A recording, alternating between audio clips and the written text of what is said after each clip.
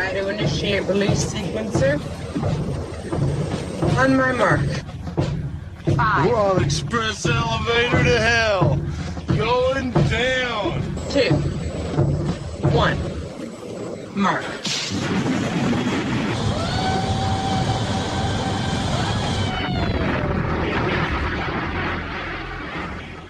Hello everyone, my name is Mark, aka Derringer. Today is Sunday, February 2nd, and you are listening to episode 246 of the Instant Action Podcast, your weekly source for planetside news and information. As always, I'm brought to you by great listeners like you via the Support the Show tab on instantactionpodcast.com. So before I talk about what's been going on with me this week, I did want to give another quick shout out. And this week's shout out goes to Dan, who increased their pledge to me on Patreon. Dan, I want to say I greatly appreciate that updated pledge that you made on Patreon. And this week's show is dedicated to you. But like I said, what's been going on with me this week? Admittedly, I've been playing a little bit more World of Warcraft than PlanetSide 2.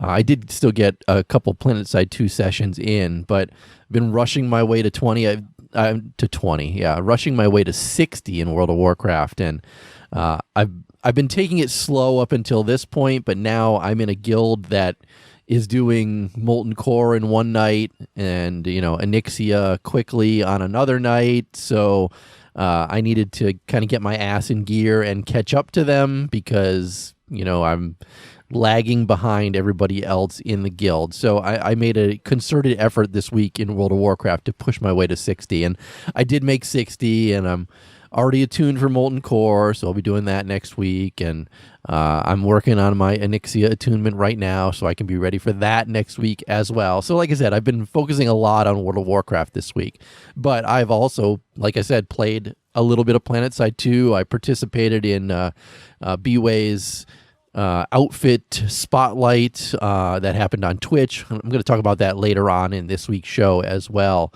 And actually kind of bigger news within the game itself, maybe just for me, but not for everybody else.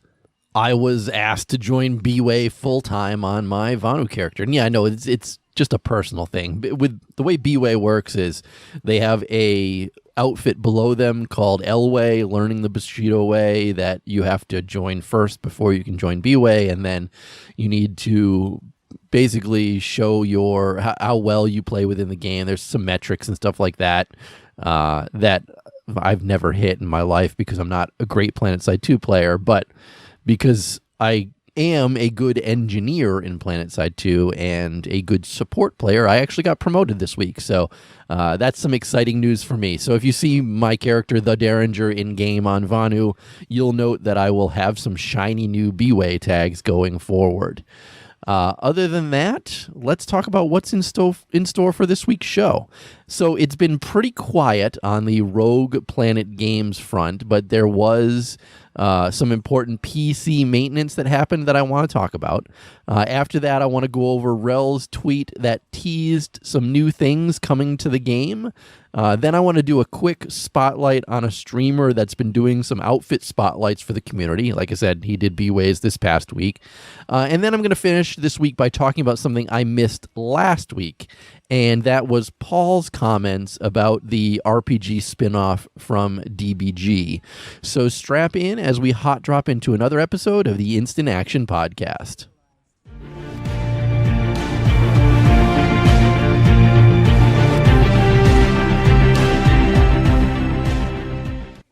So like I said, first up this week is the January 28th PC maintenance, and I talked about it quickly on last week's show, saying don't forget it's coming. Tuesday was going to be a day where many people weren't going to be able to play and stuff like that. Well, that maintenance has come and gone. It was a 12-hour maintenance, if I remember it correctly, and it was some replacement of hardware, also database maintenance and stuff like that. But there was also a small bug fix included with it as well. So they fixed the bug which caused footstep audio to get stuck playing. They fixed the Empire strength so that it now properly triggers a meltdown alert for VS on Indar. There were quite a few posts about the game being stuck on Indar forever. And then finally, warp gate should no longer incorrectly get stuck in an unstable state. And those were the three main bug fixes that also made its way in during this maintenance time. Now, Andy provided some additional details about what was going on. Again, a server hardware upgrade and a database maintenance time frame during the update as well. The tech ops team was able to complete the switch over to the new hardware in every region except Emerald. So right now, Emerald, the US East server, has not had its hardware updated. As far as I know, this also doesn't cover the PS4 hardware. I'm pretty sure that that's going to be updated down the line a little bit. At least that's what their last update on this said. So other than that, Andy wrote that the logistics for the hardware upgrade in the data center that Emerald is housed in on the U.S. East Coast is a bit more intensive, so we weren't able to do that yesterday. He's speaking with the Daybreak Tech Ops team to get a handle on the timing of when it will be done. Once they've confirmed a date and time, they'll share it. Their hope is to have that coincide with a regular game update, so it shouldn't cause any unnecessary extended downtime. But other than that, they've been getting some positive feedback on the server performance for the other regions. So that's good news for those folks, yet Emerald obviously still has not been updated yet. And he did finally close that out by saying, for context, the hardware that they replaced yesterday was from the launch back in 2012. So 7-year-old hardware. He said they replaced a lot of exhausted hamsters last week, which I find amusing. So to wrap this topic up, the TLDR, most regions got hardware updates, except for Emerald, except for PS4. And also there were a couple quick bug fixes that were rolled out at the exact same time. And let's move on to our second topic this week.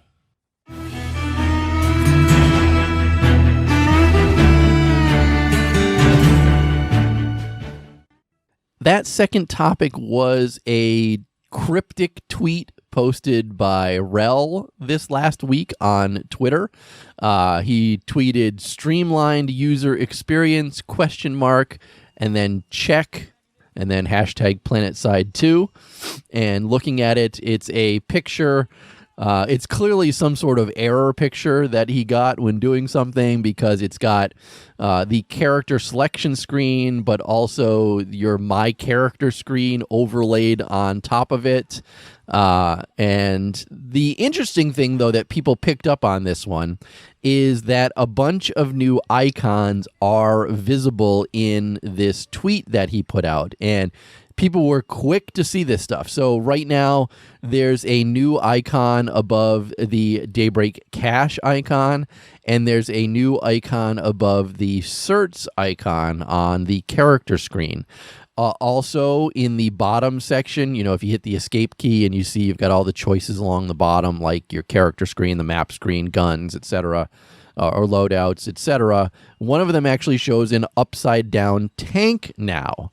And there's tons of speculation out there on Reddit over what these things could mean. And, people are saying, like, could it be Sanctuary Cache to purchase things from vendors in Sanctuary? Could it be more currency types that we're getting in the game in addition to Daybreak Cache and stuff like that? Could it be ASP points or other things like that? There's a lot of speculation on exactly what all these things are. Now, I will say this. Well, first I'll say, you guys know I'm in the private dev playtest that's been going on. I know exactly what all these things are for. I know what the two new icons are for. I know what the upside down tank is for. Unfortunately, I can't say exactly what they're going to be used for. But just know that soon all is going to be revealed. I did expect that we were going to have the dev live stream this past week, and that we would know exactly, all this stuff wouldn't be secretive anymore, because originally they wanted to have the dev live stream by the 31st or on the 31st, and clearly since I'm recording this on the 2nd of February and it's not a topic this week, they did not have a live stream last week. I'm under the impression that a live stream still could happen very soon. So I guess what you're going to have to do is just know that these icons are something related to the private test, and they are something that will be used on live once it actually makes it to the live server and off the private test. And don't worry, I still know that once the private playtesting is all done, that all of this stuff is going to come to PTS, and you're going to have plenty of time to try this stuff out on PTS before it actually makes its way to the live servers itself. So if you're unhappy with the icons or unhappy with the thought of additional stuff, things that need to be tracked on your character screen, again, you'll have your chance to voice your pleasure or displeasure with those things once it actually comes to the PTS. But in the meantime, yes, there are new icons that are coming to the game. Yes, they are going to track something. And yes, I have been playtesting it, and you will see it soon. But in closing, I do want to stress, for those of you that are going insane over the fact that there's more things that we need to track or more currency types, oh my God, or, I hate it when we have different currencies in the game. Can you just, cool your jets on that for a little while and wait until it's announced? Because just wait and stop, making up your mind that this is going to be a horrible change for the game before you've even seen exactly what it is. And that's the last thing that I'm going to say on that. And let's move to our third topic this week.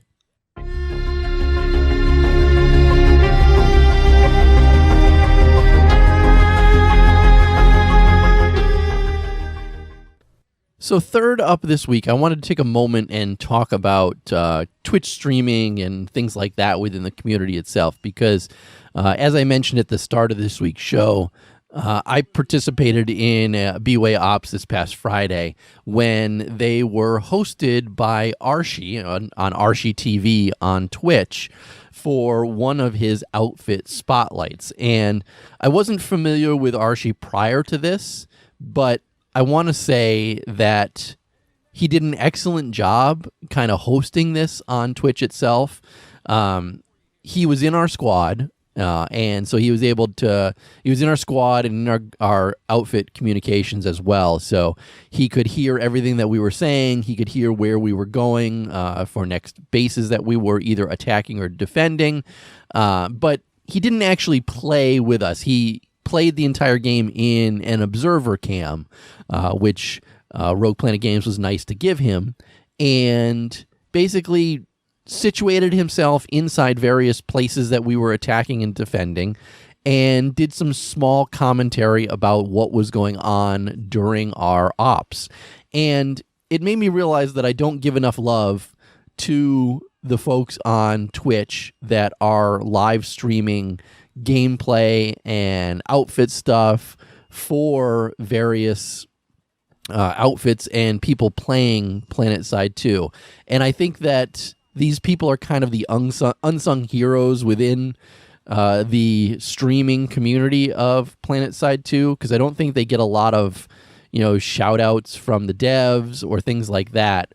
So I wanted to just take a couple minutes here and talk about some of these folks that I follow and I watch who play PlanetSide 2. Archie just happens to be the newest person that I've been made aware of.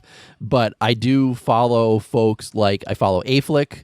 When he live streams and stuff like that, I make sure to jump in and watch his live streams when I can. If you've ever been curious about the best way to play Heavy Assault using an anchor on NC, Aflick is definitely the person to watch. I also, if I'm up early in the morning because she's not local time for me, but I see Mayan streaming a lot as well, and I like to pop into her channel and watch what she's doing at any given time. I also like to, when I'm at work a lot of times, Faber1 does a lot of streaming, and I pop in occasionally and watch his stuff and interact with his chat and stuff like that because I think he does a great job promoting PlanetSide 2 and showing off gameplay in PlanetSide 2. And again, Archie is just the most recent person that I've come across, and I was very impressed with the stuff that he was doing this past week. He didn't just do B-Way. He did 3 outfits this most recent night in his outfit spotlight. So he also recorded gameplay from FIFA, which is Ironforged Alliance on Connery, and also WTAC, which is Western Tactical and Friends, NC on Connery as well. But this guy's doing some good work, and like I said, Aflick's doing some good work out there as well when he's on. Mayan's doing some great work when she's on. Faber1's doing great work when he's on. And there's also a number of other smaller Twitch streamers out there as well. So I really want to just take a moment to say, if you enjoy PlanetSide 2 like I do, it's worth following all these streamers on Twitch, and when they do something like this, popping into their channel and offering them different support. I like to pop into their channel and offer support in the guise of I like to go in and give them a gift, a 1-month subscription to a random viewer during their stream session. I did that on Mayan's chat this morning because I like supporting folks like this. And I think you guys should like supporting folks like this too. So again, feel free, if there's any other streamers out there that I missed who are big time streamers, email me, let me know, and I'll make sure to spread the word about you guys as well. But again, Archie's just the most recent person that I've kind of glommed onto, and I like what he's doing with the obs cam and, you know, following an outfit. And he's got in every single one of his outfit spotlights, he's got a second screen going with the stream of somebody else, of one of the actual players as they're playing. So you get to see, in addition to the obs cam view, you get to see the actual player's view as well. It's good production. I really enjoyed what he put together, and I think it's good exposure for some of these outfits in there as well, because he does an interview with them and gives information on how you can join these people if you're curious about doing something like that in game. And I hope that there are more people like him doing stuff like this in the game itself, especially as we move into the next phase of PlanetSide 2 under Rogue Planet Games itself. So again, just wanted to take a couple minutes and focus on some of these streamers that I enjoy watching when I have time. Again, I usually don't watch these guys at night. Guys and ladies, sorry, mine. I don't watch them at night when I actually have time to play. I mean, sometimes if I'm playing World of Warcraft instead of PlanetSide 2, I'll open Twitch and have it going on my second monitor so I can kind of watch what somebody's doing and interact with them, things like that. But if I'm playing PlanetSide 2, I'm not watching Twitch. So usually when I'm watching Twitch, it's when I'm doing something else, or sometimes I put it on while I'm at work, just kind of as background noise while I'm doing the normal stuff that I do every day at work. So I think you guys should support these guys like I'm supporting these guys. And with that, let's move on to our fourth and final topic this week.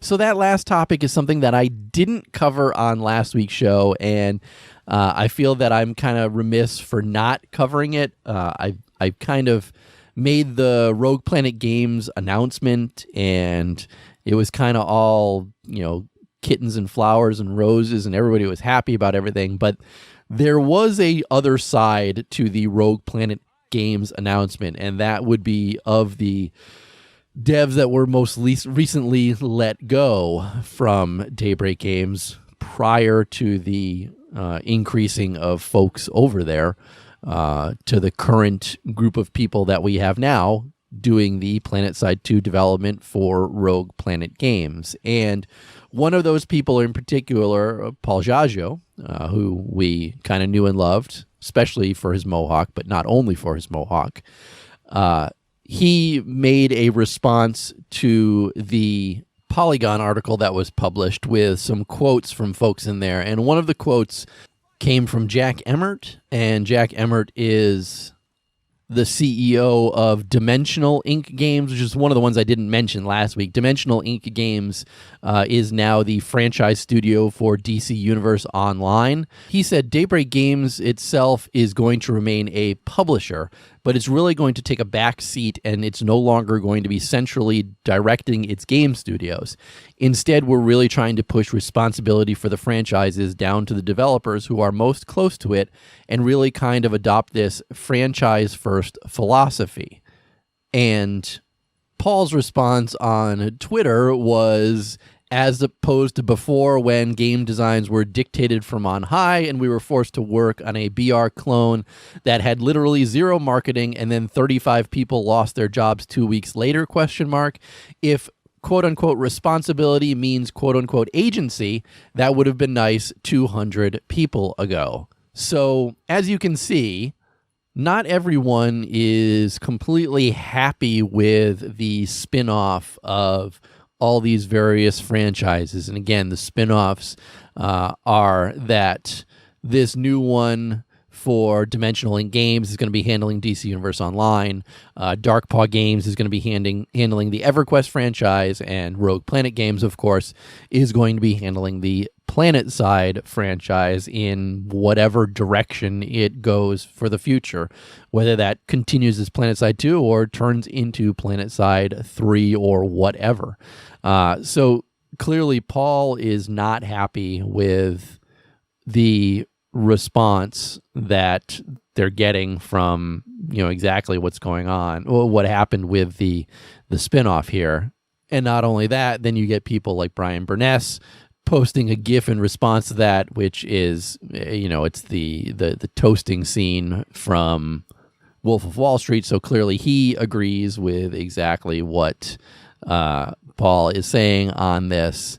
And I'm sure there are others out there who might agree as well. And don't get me wrong, I'm sure there's people on the Rogue Planet Games team that are happy with these changes, and that's that. Clearly this week I'm focusing in on the negatives.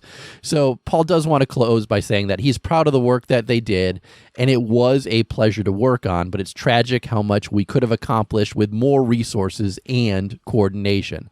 And now, of course, back to me, not Paul, it seems like they are getting those resources and they are getting that coordination. I mean, look, they had a hardware upgrade that just happened this past week on 7+-year-old hardware. I imagine the folks there were clamoring for something like that.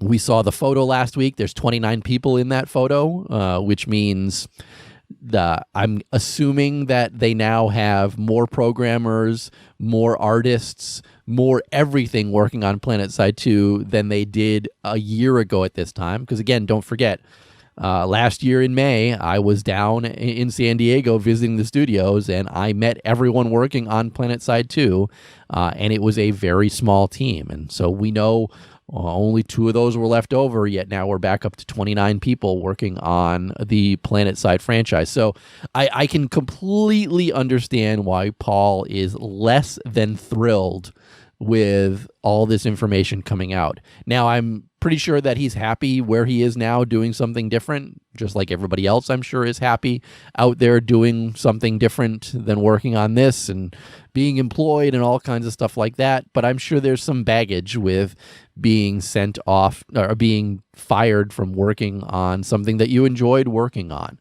So more than anything, I just wanted to spotlight that there are 2 sides to the change from Daybreak Games to Rogue Planet Games. And I think that correctly, that's something I should have mentioned on last week's show, but I failed to do. So again, I just want to highlight that there are 2 sides to every story, as everybody obviously knows.